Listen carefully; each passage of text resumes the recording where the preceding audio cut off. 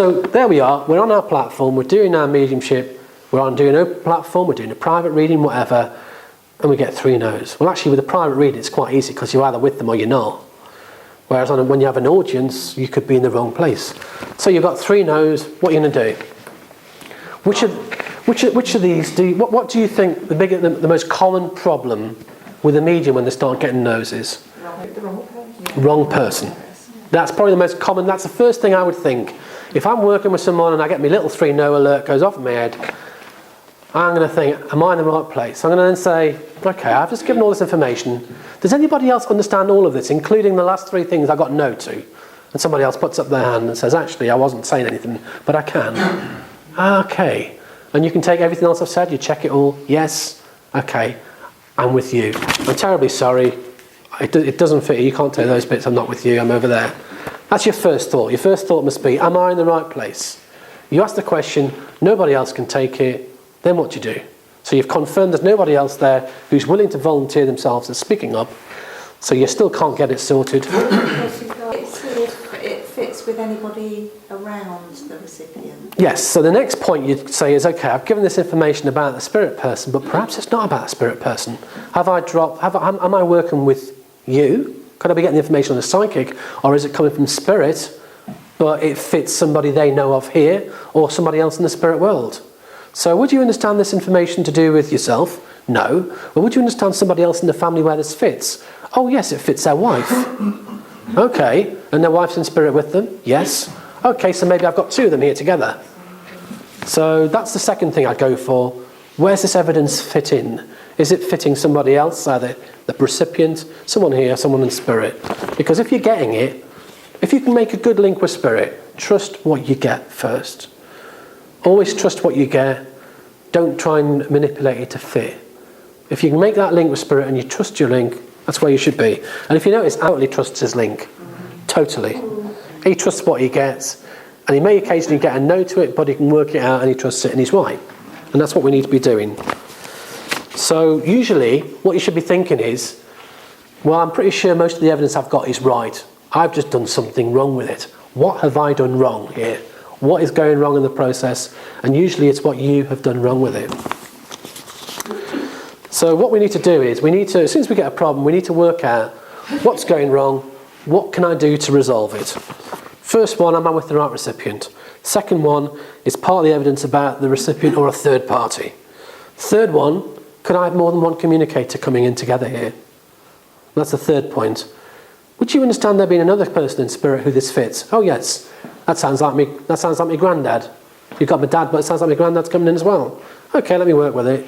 You've got a double link coming in, or so you've changed communicators. and the fourth one is, have you changed to a totally different communicator for somebody else, or for that same person, but somehow somebody else has barged in, a queue jumper. For me, that's what I would be thinking as my first 4 things. That's where my mind would be going to sort that out. So, what can we do to avoid problems and to resolve problems? So, you've heard me say this many, many times, we stay with our spirit communicator. I always liken it to being a bit like a policeman. Don't want any information from you lot, but come on, I want it from spirit. Just like a traffic cop. No, I don't want nothing psychic. And when I'm talking to you, my attention has to be there. I'm talking to you reluctantly, but my attention has to hold my spirit link.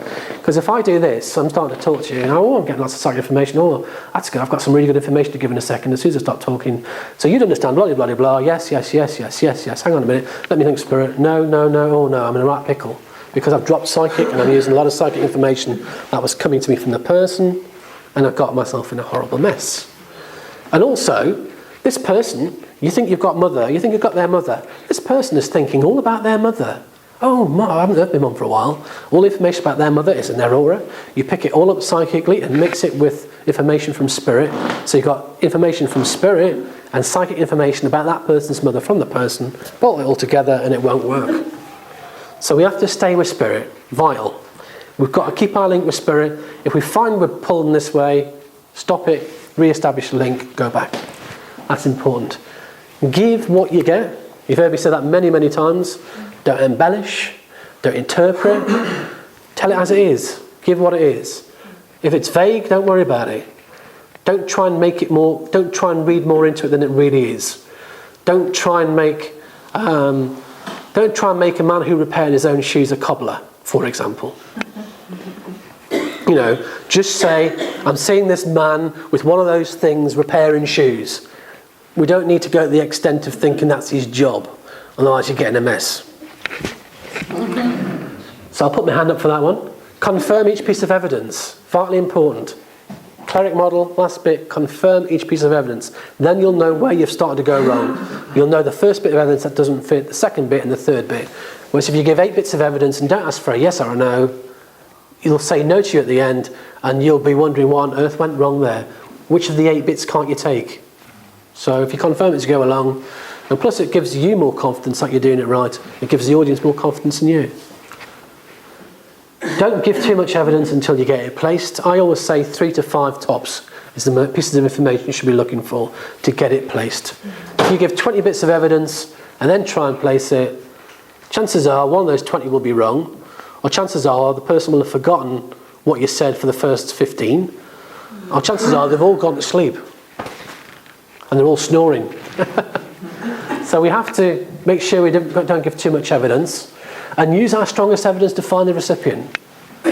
So if you've got something amazing, like they were an RAF Spitfire pilot, and it's right, stick with it. That will get you where you're going. Whereas a lady who liked baking, and who's had a penny on, it's a bit generic, it's not going to get you there quick enough. But something that's very specific will. Always open it up. If it looks like it's not working, open it up. Can anybody else take this? If you go direct and you find you start getting no's, open it up. Some people don't like to do that because it makes them look a bit incompetent. So I've gone direct and actually I'm not direct, so I might actually flick over to a psychic link so I can keep getting me yeses, or I'll just cut the link and move on because I don't want to open up to everybody because it looks like I don't know what I'm doing, particularly if I was a theatre medium, for example. Yeah. Sometimes, and it's that classic thing, isn't it, of giving what you get versus parking the information and holding it and asking for something more.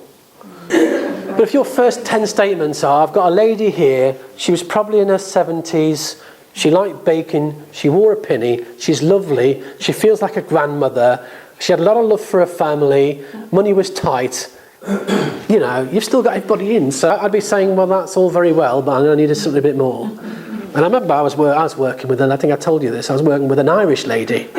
And the lady I had, and she gave me the name Mary, and I'm thinking, oh, come on, I know everyone in Ireland can take the name Mary, and it's so common. And I'm just thinking, yeah, right, you have to give me something better than that. And I said, I didn't give it. I'm like, I said I didn't give it. And it came back again, and I thought, okay, you've given it me twice now, I'll give it. Because that's my rule. If I don't want to give it and it give me again, I'll give it. And I said, she's given me the name Mary. Oh, that's her name. And then I'm thinking, oh, God, And there's my own mind thinking, well, everybody I know who's from Ireland can take the name Mary 300 times. And I'm thinking it's not evidence because I know that you can all take it somewhere in the family. But then she's given me the name Mary, and then I said, actually, this lady had a link above her that's called Mary, and there's a link below her called Mary. Yes, she called one of her daughters Mary, and her mother was called Mary. Ah, now that's good. So, it takes you from an average bit of information that they can all take to something that is a bit more unusual. It's rare that I give a name of a communicator anyway, and there's me turning it away. No, too common. So, if they like baking and they're called Mary, give it. Give what you get. I sometimes need to follow my own rules. Feel the energy of the link. Does it feel right? If the energy of the link feels really and utterly, totally wrong, there's something going on.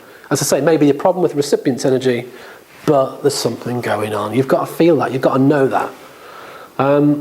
If you can't fix it, if you can't sort it out, don't be afraid to kill it. Because if you can spend ages trying to work with a link that's not going to work. And it will totally deplete your energy, it will totally deplete the power of the audience, and they'll think you're a bit of an idiot who doesn't know what they're doing. So you're better off just letting it go, accept that not every link will work,